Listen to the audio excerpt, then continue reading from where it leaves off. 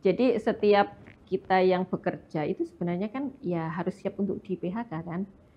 Kita tidak bisa mengontrol di luar diri kita kadang. Dengan kecanggihan AI atau teknologi sehingga menggantikan kemampuan manusia sehingga dia tidak lagi dibutuhkan. Kita punya dana darurat itu besarnya sebenarnya berbeda-beda ya setiap keluarga. Jadi kalau masih single kita cukup punya 3 kali ya mungkin sudah cukup. Kalau sudah berkeluarga dan punya anak itu kita harusnya punya 12 kali. Wow, kenapa kok sebanyak itu, Bu? Karena Maksudnya kan single ada 3, berkeluarga 12. Karena asumsinya setiap orang itu 3.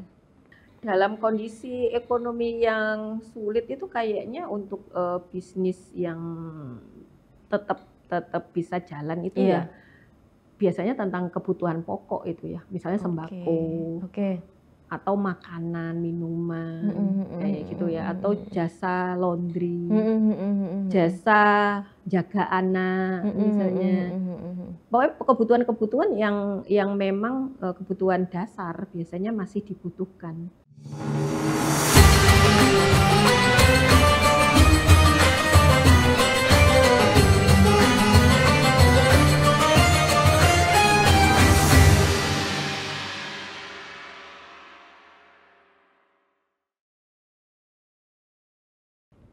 Assalamualaikum warahmatullahi wabarakatuh. Halo Tribuners, saya Titis. Hari ini studio Tribun Network sedang kedatangan perencana keuangan keluarga Ibu Mimin Susanto RFA. Ini dia beliaunya. Halo. Selamat datang Ibu. Terima kasih sudah diundang. Iya, kebetulan ada Ibu Mimin ini ya duduk di hadapan saya. Saya mau bertanya-tanya tentang beberapa peristiwa yang belakangan terjadi dan cukup mendapatkan simpati banyak publik, yaitu tentang PHK gitu Ibu. Kayak belakangan kan banyak berita tentang PHK gitu ya. Nah, ini saya mau bertanya nih, gimana sih kita mempersiapkan diri gitu ya ketika suatu waktu nanti kita dihadapkan dengan PHK, itu kan nggak terjadwal gitu kan Ibu ya, gitu. Kayak misalnya saya ini sekarang saya bekerja, saya nggak tahu besok tiba-tiba saya, nauzubillah jangan ya, tiba-tiba saya di PHK gitu. Apakah sebaiknya saya mempersiapkan diri gitu untuk di PHK itu dari jauh-jauh hari gitu? Gimana menurut Ibu?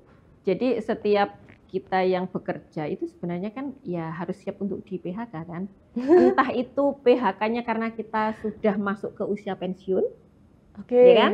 Atau karena memang ada kondisi-kondisi tertentu sehingga perusahaan ini harus melakukan PHK. PHK ini bisa dilakukan oleh perusahaan yang sedang kondisinya baik-baik aja, tapi karena dia memiliki kebijaksanaan baru mungkin, misalnya mengurangi tenaga kerja manusia karena sudah bisa tergantikan oleh teknologi. Robot gitu ya kan? Ada AI bisa juga sekarang. Atau AI. Atau mungkin perusahaan ini sedang mengalami kondisi yang tidak baik. Bangkrut misalnya. Kemudian atau mungkin dia sedang mengalami pilot. Kayak gitu kan dia mau nggak mau harus melakukan PHK terhadap karyawannya kan. Gitu. Nah, memang itu tidak diinginkan oleh semua karyawan pastinya. Pinginnya kan bisa bekerja aman-aman aja gitu, bekerja terus, selalu dapat gaji terus. Ya, gitu. Itu cuman ya kita tidak bisa mengontrol di luar diri kita kadang. Ya kan, misalnya apakah itu tadi dengan kecanggihan AI atau teknologi sehingga menggantikan kemampuan manusia sehingga dia tidak lagi dibutuhkan, gitu kan. Nah, kalau misalnya perusahaan itu kondisinya lagi baik-baik aja dan kemudian dia harus melakukan PHK terhadap karyawannya karena untuk ya istilahnya dia punya target berbeda, itu mungkin sih karyawan fine-fine aja ya karena mungkin dia akan mendapatkan pesangon yang cukup besar. Ya kan. Yang menjadi masalah adalah kalau PHK ini dilakukan oleh perusahaan yang sedang mengalami bangkrut, pilot gitu ya. Dan parahnya lagi, saat mereka sedang jaya, perusahaan ini tidak menyisihkan dana pesangon untuk karyawannya. dana pesangon, dana pensiun untuk karyawannya. Padahal itu kan sudah jelas ada di peraturan pemerintah kan bahwa perusahaan ini harus menyisihkan dana pensiun dan itu tidak boleh dikelola sendiri oleh perusahaan. Dia harus dikelola oleh pihak ketiga. Kenapa? Karena biar dana ini ya samalah kita nih. Kalau di rekening kita duitnya kayaknya banyak, kayaknya kan kita merasa oh ya duitku banyak. Kaya banget nih. Kaya gitu kan ya. Padahal ternyata itu ada dana yang diperuntukkan untuk dana pensiun atau pesangonnya karyawan. Nanti begitu dia lagi ada kondisi tidak baik-baik aja, dana itu bisa kepake. Yang harusnya untuk bayar pensiun dan pesangon karyawan, kepake untuk memperbaiki kondisi perusahaan. Kayak gitu. Dia kalau bisa growth lagi, kalau enggak, yang jadi korban kan karyawan. Nah, makanya di sini kan mungkin ya karyawan-karyawan ini perlu juga mempertanyakan haknya kepada perusahaan, apakah sudah memiliki dana pensiun atau dana pesangon yang sudah disisihkan oleh perusahaan. Makanya kan pemerintah juga ada minimal ya untuk ketenaga kerjaan, kan ada JHT kayak gitu ya. Walaupun mungkin itu kecil tapi ya lumayan lah membantu. Ada. Ya, tapi kan sebenarnya itu jauh dari kebutuhan sebenarnya kan. Dan jauh dari kewajiban sebenarnya yang harusnya diberikan oleh perusahaan ke karyawan. Kayak gitu. Nah, kalau kita yang bisa kita kontrol dari diri kita, kita harus menyiapkan diri. Kalau perusahaan ternyata nggak ada dana pensiunnya gitu. Kalau ada, alhamdulillah, ya kan? Kalau nggak ada, minimal kita sudah punya dana yang kita persiapkan. Dana itu bisa namanya dana darurat.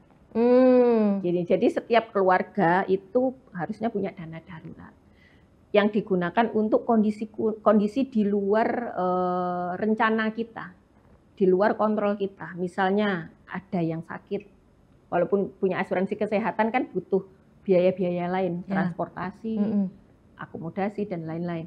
Terus atau misalnya kebanjiran kayak kemarin di Bekasi, kebanjiran sebegitu parahnya. Bagaimana caranya? Kalau tidak ada dana darurat. Ya, asuransi kerugian kayaknya juga nggak akan bisa ganti kan, karena itu kan force major kan, jadi itu kan bencana alam. Ya itu nggak bisa di cover ya? Bisa jadi kan nggak bisa di cover untuk asuransi kerugian.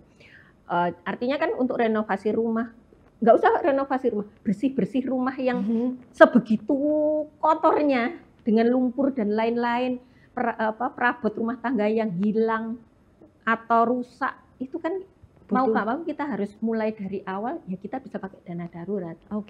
Atau kena PHK tadi. Kita punya dana darurat itu besarnya sebenarnya berbeda-beda ya setiap keluarga. Jadi kalau masih single kita cukup punya 3 kali ya, mungkin sudah cukup 3 kali pengeluaran bulanan. Atau kalau mau penghasilan bulanan, gitu kan. Kemudian kalau sudah berkeluarga dan punya anak, itu kita harusnya punya 12 kali. Wow, kenapa kok sebanyak itu, Bu? Karena kan single ada 3, berkeluarga 12. Karena asumsinya setiap orang itu 3. Kalau ada suami, istri dan anak, itu berarti 3 kali. Anak rata-rata kan 2 ya. 3 kali 4 jadi 12. Sehingga kita bisa gunakan dana darurat itu ketika misalnya tiba-tiba kita kena pemutusan kerja dan ternyata perusahaan tidak memberikan pesangon yang layak, maka kita bisa menggunakan dana darurat untuk bertahan hidup sampai beberapa bulan ke depan, sampai kita bisa kembali ke kondisi normal. Kita apply kerja atau kita mencari misalnya bikin usaha sehingga sudah running kayak gitu kan, sehingga kita punya income lagi. Nah itu cara paling gampang yang bisa kita kontrol untuk manusia, masing-masing manusia. Karena mungkin yang perlu tak tekankan di sini ya, bahwa kita ini setiap orang ataupun setiap keluarga kita itu ibarat membangun sebuah rumah. Kita menjalani kehidupan itu ibarat kita membangun sebuah rumah. Kalau membangun rumah, yang pertama dibangun apa? Fondasinya. Fondasinya kan. Jadi kita mau bangun pondasi. Pondasi itu mau sedalam dan sekuat apa, tergantung kita pengen bangun rumahnya itu Setinggi apa? Setinggi apa, sekuat apa, semegah apa. Semakin megah, semakin tinggi ya, semakin dalam dan semakin kuat fondasinya kan. Nah, fondasi ini itu satu, income. Ya kan? 2, dana darurat. Ketiga, asuransi. Asuransi ini, asuransi dasar itu asuransi jiwa, asuransi kesehatan sama penyakit kritis. Kayak gitu. Ini punya tugas masing-masing. Kalau yang kita bicarakan di sini adalah dana darurat tadi. Kalau terjadi ternyata ada PHK dan ternyata kita tidak mendapatkan hak kita sesuai seharusnya, maka kita bisa gunakan dana darurat dan segera move on loh. Entah kita mau cari kerja di tempat lain atau kita mau buka usaha. Iya, gitu. Baik. Nah, itu tuh kan tadi kalau udah cepat-cepat gitu ya, udah siap-siap, harus mempersiapkan diri kan ya ternyata, walaupun kita punya pekerjaan yang sepertinya ini settle gitu, tapi tetap harus ada gitu ya, kayak was-was dalam diri sendiri kalau sewaktu-waktu saya di PHK, saya udah siap gitu. Jadi saya harus punya dana darurat gitu ya. Tapi gimana kalau ternyata orang itu nggak kepikiran gitu Bu Mimin? Tapi tiba-tiba langsung hari itu di PHK gitu. Apa gitu yang bisa dia lakukan gitu untuk apa ya, mungkin mencari peluang pekerjaan baru atau apa yang bisa dimonetisasi gitu? Iya, karena memang kita tetap butuh menjalankan hidup ya. Iya. Kalau bukan kita juga masih ada pasangan, istri dan anak-anak kita kan. Artinya kita harus dapat move on. Yang perlu dilakukan pertama pasti memberesi dulu berkas yang ada di perusahaan lama, kira-kira apa yang perlu, dan terutama adalah kalau kita di PHK mungkin kita butuh surat apa itu kayak pengalaman kerja, surat pengalaman kerja atau apa aja lah gitu ya, kita urus sambil kita kemudian apply di tempat yang lain. Dan kita bisa memperbaiki CV kita, kurikulum vitae kita, dan kita kalau sekarang itu kan ada LinkedIn kan? Iya, ada. Nah, di LinkedIn mungkin kita mulai perbaiki lagi. Kalau kita sudah tidak bekerja di perusahaan A, mungkin kita kan bilang di situ kualifikasi kita apa, kita menginginkan pekerjaannya seperti apa. Siapa tahu nanti ada job seeker yang orang yang nyari, gitu kan, headhunter atau apa yang nyari gitu kan, sudah siap. Jadi ya kita harus segera move on saja gitu. Karena ya mungkin kalau mungkin di perusahaan lama itu ada beberapa kasus yang perlu diselesaikan, mungkin ya itu tadi pesangon tidak dibayarkan, ya itu sambil jalan. Mau gimana kalau dia memang sudah tidak mau sama kita, sama aja kan kayak gitu. Kayak orang pacaran toh. Yang satu udah nggak mau, masa kita mau ngeyel gitu ya. Aku nggak mau. Kan nggak mungkin kan. Jadi kita harus move pun nggak dapat apa-apa gitu. Jadi harus cepat-cepat move on gitu ya. Tetap cepat move on. Gimana caranya agar kita ini tetap jalan ke depan. Nah, kalau opsinya itu adalah mencari peluang pekerjaan baru gitu ya, melamar pekerjaan baru gitu ya Bu Mimin ya. Itu berapa lama sih idealnya untuk orang tuh nganggur gitu, nggak ada pekerjaan sama sekali gitu, apalagi kalau dia sudah berkeluarga, dia ada istri dan anak gitu. Makanya sebenarnya kita kalau sudah satu lagi mungkin usianya sudah tidak muda lagi gitu kan, sehingga kalau di Indonesia itu masalahnya kan ada persyaratan batas usia betul. Ada lagi syarat good looking itu juga gitu menjadi pertimbangan. Jadi sebenarnya kita harus buka mindset kita bahwa kita ini bekerja tidak harus menjadi karyawan. Gitu kan. Bisa saja kita menjadi pekerja lepas atau kita menjadi marketing di sebuah perusahaan. Entah itu kalau marketing rata-rata kan tidak ada gaji pokok biasanya kan, mungkin allowance ada sih mungkin kalau misalnya ada perusahaan otomotif atau apa gitu. Cuman artinya di luar sana itu banyak sebenarnya, asal kita mau. Yang susah cari bekerja itu kan karena kita pinginnya aku bekerja ini. Idealis banget. Tapi kan kalau usia usianya sudah sudah cukup senior ya, Iya. kan kadang perusahaan agak kalau lowongan-lowongan pekerjaan kan nggak masuk ke sana, Iya, betul, kecuali dia punya value yang lebih. Oke. Ya kan, kalau value-nya ada, dia gampang aja masuk biasanya. Oke. Kembali lagi ke value. Jadi ketika kita sebenarnya mulai bekerja, kita jangan terlena dengan pekerjaan itu, kita tetap harus nambah skill kita, ilmu kita, sehingga value kita naik gitu kan. Sehingga apa namanya, kalau ada misalnya kayak PHK atau apa, kita apply dan kita tunjukkan kita punya kemampuan apa, mungkin lebih gampang. Jadi kita nggak dilihat hanya dari usia dan tenaganya ya, tapi iya, ada value lain gitu yang membuat kita lebih berpeluang untuk. Tapi kalau ternyata kita nggak punya itu, ya itu tadi kita harus merubah mindset kita bahwa pekerjaan itu tidak hanya itu. Iya. Pekerjaan di luar sana banyak. Asal gitu. kita mau. Dan kita mau belajar. Oke.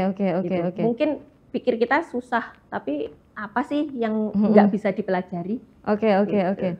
Nah, ini ngomongnya karena saya setuju banget kalau nggak harus kan kita tuh menjadi karyawan gitu. Berarti setelah misalnya nih mendadak kita di PHK, kita bisa loh mencari peluang usaha lain gitu. Misalnya jualan di rumah gitu, atau buka bisnis online gitu kan, betul, bisa gitu ya. Nah, gimana kalau posisinya ternyata adalah ketika teman saya gitu yang di PHK gitu, itu apa yang bisa saya lakukan untuk membantu gitu dia menyelesaikan masalahnya gitu, ketika dia tidak punya dana darurat gitu, mungkin dia tidak punya gitu, itu gimana gitu yang bisa kita lakukan sebagai teman gitu. Mungkin kita sebagai teman kita kasih support ya, support moral, kita ajak diskusi, kita buka mindset dia tentang banyak peluang di luar sana yang mungkin di luar dari pemikiran dia gitu ya, bahwa di sana itu banyak sekali sebenarnya yang bisa dikerjakan.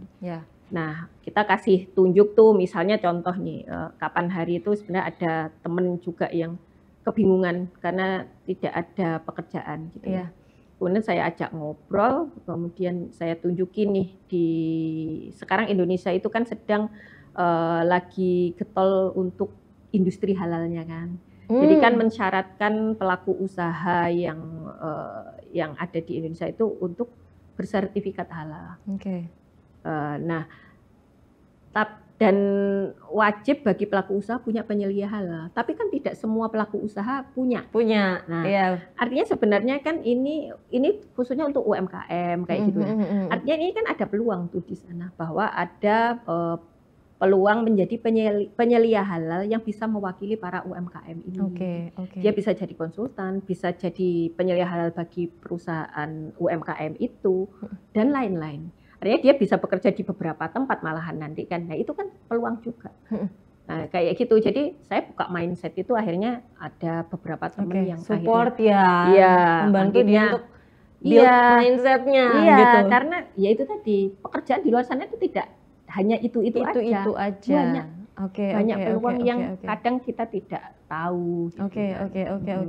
Nah terus kalau Bu Mimin sendiri nih melihat tren sekarang, itu kan kalau saya kan merasanya daya beli itu sekarang menurun gitu Bu ya, karena sepertinya yang diberitakan kondisi ekonomi itu sedang tidak baik-baik saja gitu ya. Kalau menurut Bu Mimin ini ada nggak sih rekomendasi peluang usaha yang cuan gitu untuk teman-teman atau keluarga yang mendadak kena PHK gitu Bu Mimin? Iya, dalam kondisi ekonomi yang sulit itu kayaknya untuk bisnis yang tetap bisa jalan itu ya biasanya tentang kebutuhan pokok itu ya, misalnya sembako atau makanan, minuman kayak gitu ya, atau jasa laundry, jasa jaga anak misalnya.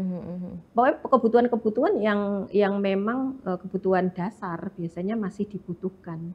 Dan kenapa misalnya contoh tadi kayak jaga anak, ya kan karena kebutuhannya semakin banyak, mungkin suami istri harus bekerja semua. Anak mau ditaruh di mana misalnya, dia butuh pengasuh anak misalnya, atau penitipan anak, ya kan?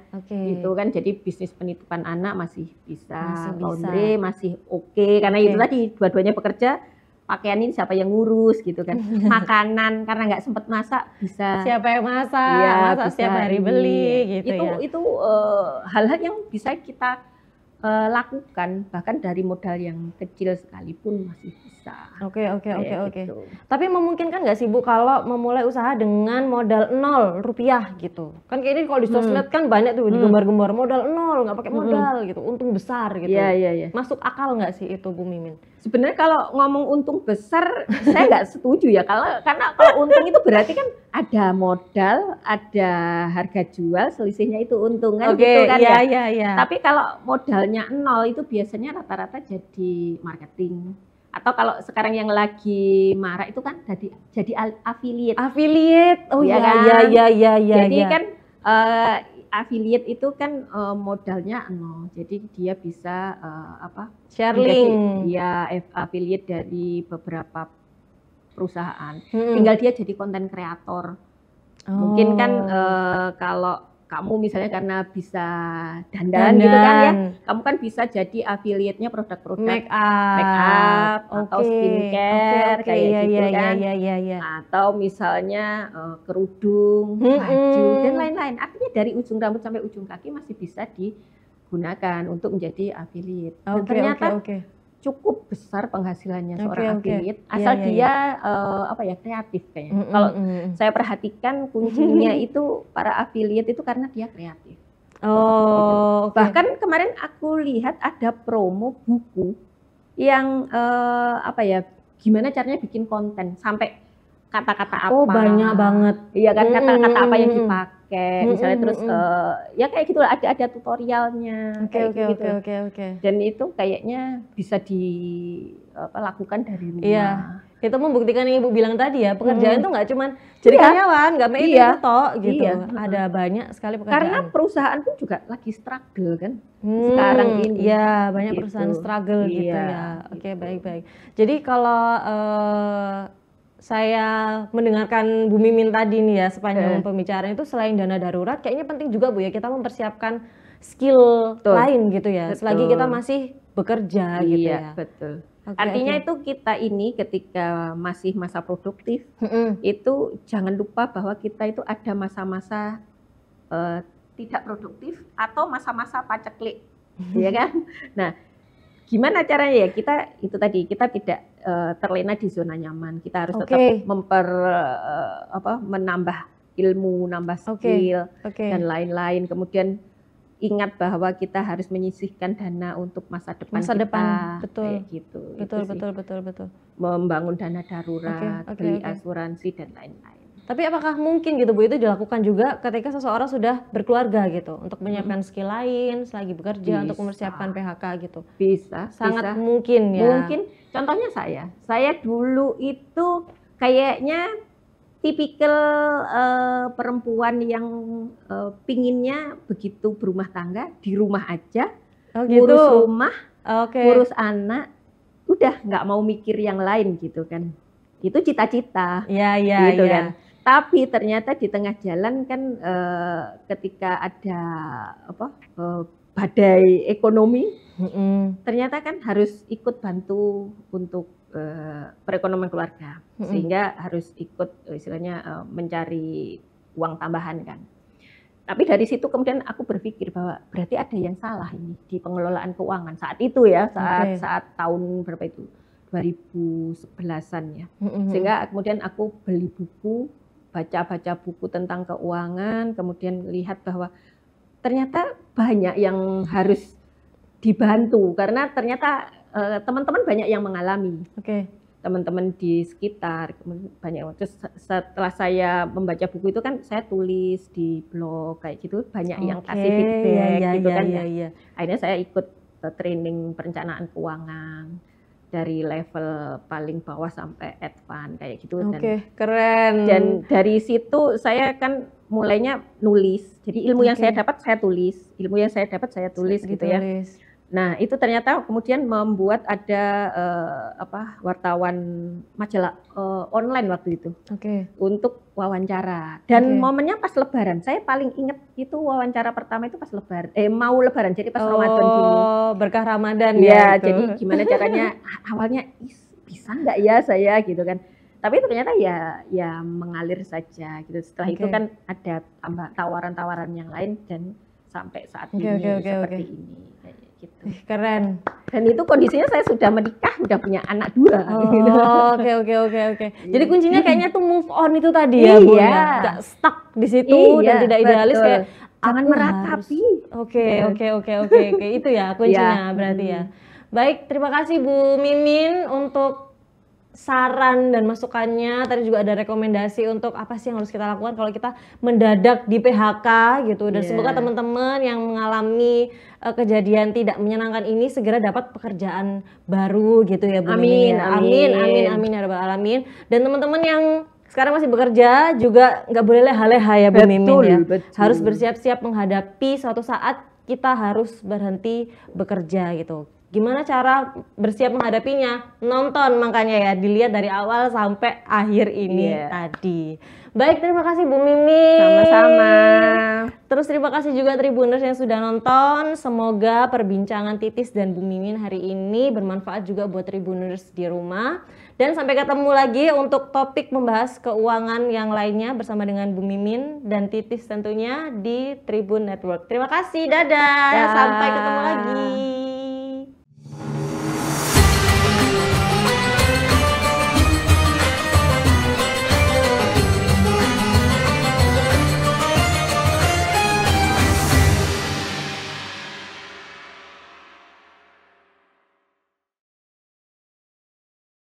Download Tribun X sekarang, menghadirkan lokal menjadi Indonesia.